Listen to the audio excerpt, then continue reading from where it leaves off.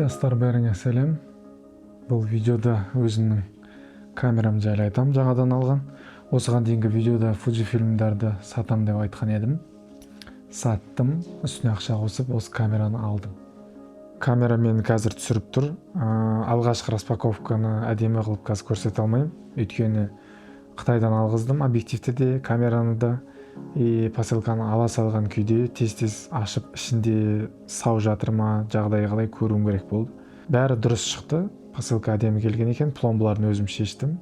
Прям Қытайдағы Panasonic-тің заводынан келген екен. Сонымен алған камерам Panasonic S5 Mark II X. Объективім Lumix 24-60 2.8 зум. Дәл қазір камераммен тек қана танысып жатырмын десем болады әлі. Сондықтан менің алғашқы ойларым ғана болады бұл видеода. Мен Fujifilmді сатып, полнокадровый системаға алсам дегеннен кейін менде таңдау болды.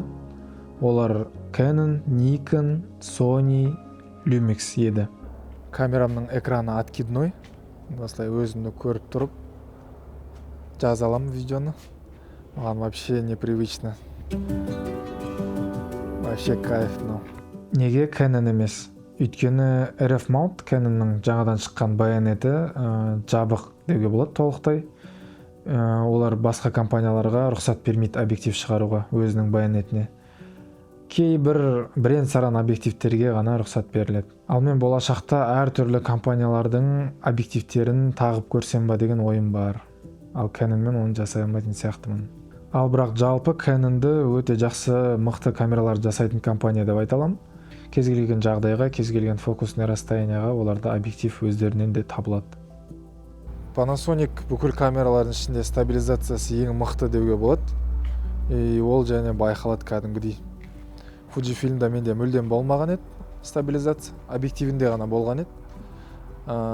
Мен өткенде Sonyға түсіріп көрдім, Sony'дікінен точно жақсы. Неге Sony емес? Sony'дің камералары жалпы бастапқыда өзі ұнамайтын маған, сондықтан да Fujifilm алғам. Просто компания ретінде біртүрлі шешімдер қабылдайды да. Байонеттері, олардың Sony E деген, ол кропнутый байонет.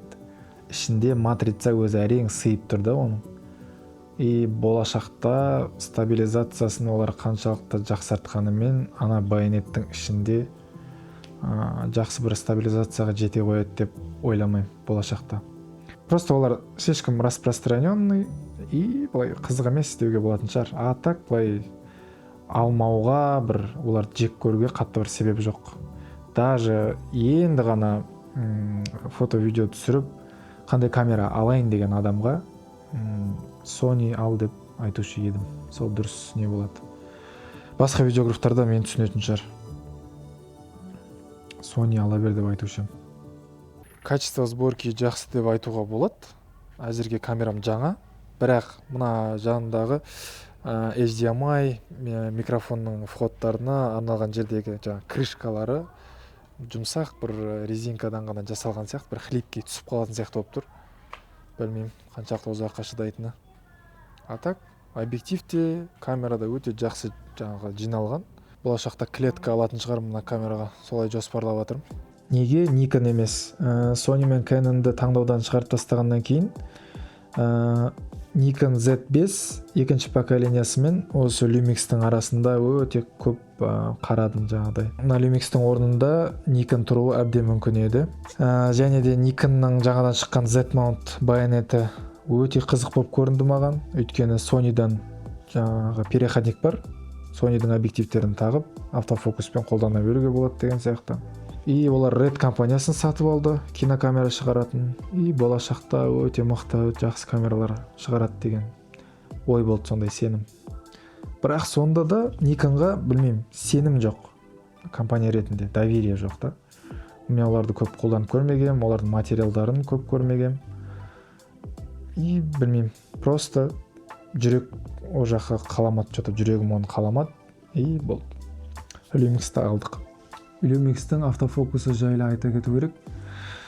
Бұл камера Panasonic компаниясының алғаш рет фазовый автофокусты қосқан камерасы. То есть фазовый контрастный болады, кәдімгі қарапайым камералар сияқты. Соны алғаш рет қосқан камерасы.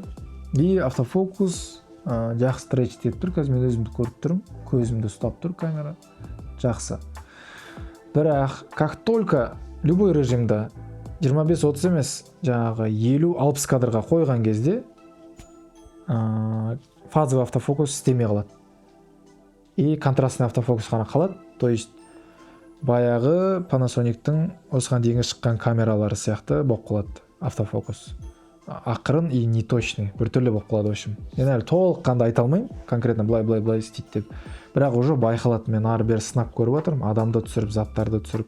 Что-то автофокусы Fujifilm'нен жақсы, бірақ Sony'дан точно нашар. Оны мен өзім сынап көрдім уже.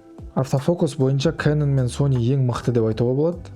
Бірақ Nikon мен Panasonic уже біраз жақсы деңгейге көтеріліп қалғаны байқалып жатыр. Өйткені өзім автофокусы ең нашар системадан ауысып отырмын қазір. Оны мен толыққанды айта аламын. Fujifilm'нің автофокусы өте нашар, оны мойындау керек. Алдағы жылдарда жақсы бола қояды деп білмеймін, айта алмаймын. Оларға уже автофокусына мүлдем сенім жоқ. Ал мына Panasonic-тың автофокусымен 50-60 кадрмен түсірген кезде бірдеңе істеу керек болады маған, қолымды үйрету керек болады. Қазір мен тек қана танысып жатырмын. Болашақта жақсы үйреніп алам деген сенімдемін. Өйткені мен Fujifilm'ді ұстағам. Өте нашар автофокус болса да, қалай қолдану керектігін әйтеуір амалдағам, в общем. Бәрі жақсы болады деген ойдам. И жалпы бұл системаны алудағы үлкен себептердің бірі, мен болашаққа көз тастап алып отырмын. Бұл жаңағыдай фазовый автофокус қосылған алғашқы камера дедім ғой. И автофокусы уже более жақсы уровеньға көтеріліп қалған. Яғни Panasonic компаниясының келесі шығаратын камераларының бәрінде автофокус жақсы, нормальный деңгейде болады деген сөз. Өйткені мына деңгейдің өзі маған жетіп жатыр десем болады. Мысалы дәл қазір 25 кадрмен түсіріп отырмын, 4К мені жақсы ұстап тұр. 50-60 кадрда енді кішкене қиналатын шығармыз, бірақ өте жақсы деуге болады Fujifilm'мен салыстырғанда. То есть болашақта автофокуспен менде сұрақтар болмайды деген ойдам. Енді Bayonet L-mount. Көбісі ойлайды L-mountқа объективтер өте аз деп. Бірақ қазір жақсы объективтер шығып жатыр. Және L-mount альянсқа L-mount альянс деген өзі бір қызық тема. L-mount альянсқа басында Leica, Panasonic, Sigma кіретін еді. Сол үшеуі құрастырған альянс. Қазір уже басқа компанияларда кіріп жатыр, қатары үлкейіп жатыр. L-mount'тың политикасын әлі толыққанды білем деп айта алмаймын. Бірақ менің ойымша L-mount'қа кіргенге дейін, альянсқа кіргенге дейін сен мүлдем объектив шығара алмайсың, рұқсат болмайды. Бірақ кіргеннен кейін L-mount'қа толыққанды сенде не только объектив шығаруға, то есть кез келген объективті шығара аласың, кез келген расстояниен, бұл ешкімнен рұқсат сұрамайсың. Мысалы Nikon-ның Bayonet'і ашық деп қазір бәрі айтып жатыр ғой, бірақ Nikon Sigma-ға кейбір объективтерді шығаруға рұқсат бермейді. Мысалы толыққанды Sigma білгенін жасап, жаңағы Z-mount'қа объектив шығара алмайды екен, оны қазір біліп жатырық. Ал L-mount'ты альянсқа кіргеннен кейін не только қалаған объективіңді шығара аласың, но и Bayonet'ті пайдаланып фотоаппарат шығарсаң да болады. Мысалы Leica-ның камералары бар, L-mount қолданатын, Panasonic мен қазір қолданып отқан Bayonet. Blackmagic компаниясының жаңағы камералары бар. Дәл қазір бізде Алматыда да сатып алуға болады. Blackmagic L-mount бар, полнокадровый. То есть сол объектив қана шығарып қоймай, қаласаң камера шығаруға болады да. Полный протокол қолыңда болады. L-mountқа ауысудағы ойларымның үлкен себептерінің бірі осы. Не только объективтермен эксперимент жасау, но и жаңағыдай камераларды да әртүрлі системамен отыруымыз мүмкін болашақта. Қазір менде зум объектив бар. Объектив демекші, мен қолымдағы 24-60 зум объектив. Я так подозреваю, что Қазақстанда жалғыз вариант осы менде ғана бар. Өйткені Каспийде магазинде жоқ, и PSP-да жаңағы наличка алуға болатын магазиндерде де жоқ. Өйткені Panasonic бізде вообще не распространенный, просто мен из-за этого айтып отырмын. Қазақстанда ең алғашқы объектив болуы мүмкін осы. Сол алған камерам осы. Өте қатты қуаныштымын. Капец, салмағы өте ауыр екен. Мен далада сәл ғана түсіріп келем деп өзімді. Қолым, иығым талып кетті кәдімгідей. Енді система полный кадровый оған шыдау керек болады енді. Объективтінде тушканда салмағы ауыр болады. Полный кадр болғаннан кейін. Просто баяғыда менде Fujifilm еді, кішкене жеңілдеу. Шыдаймыз енді, қайтеміз.